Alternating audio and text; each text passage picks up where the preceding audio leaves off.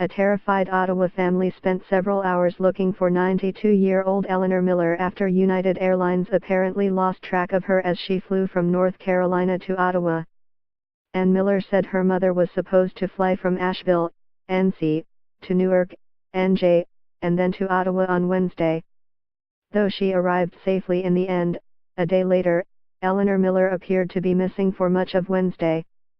It began when her flight from Asheville to Newark was delayed, and she wound up missing her connection to Ottawa. But when Ann Miller called United to check up on her mother's status, they said she never got on the Asheville plane in the first place. To be quite honest, I was terrified, Ann Miller said. I thought something very drastic had happened to her. Either she had never made it to the airport, or she had been in an accident on the way to the airport, or had taken ill at the airport and had been transported to a hospital.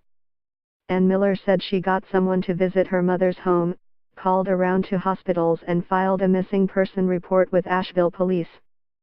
Meanwhile, Eleanor Miller got to Newark and was set up with a new ticket and hotel. It was then that she was able to call her family in Ottawa to check in, not knowing that they thought she was missing. Thursday was a similar story. While Eleanor Miller flew from Newark to Ottawa, her family was told she couldn't have been on the plane because the rest of her tickets had been cancelled when she allegedly didn't get on her flight from Asheville. United insisted from the get-go that she had never boarded the plane, that she was not on the plane and not their responsibility, Ann Miller said. They offered us no help. They could not assist us in finding people in other airports who might be able to help us locate her. United was unfortunately no ally to my mother in this process. They were a detriment in fact. United has not responded to a request for comment. Eleanor Miller eventually arrived in Ottawa on Thursday night.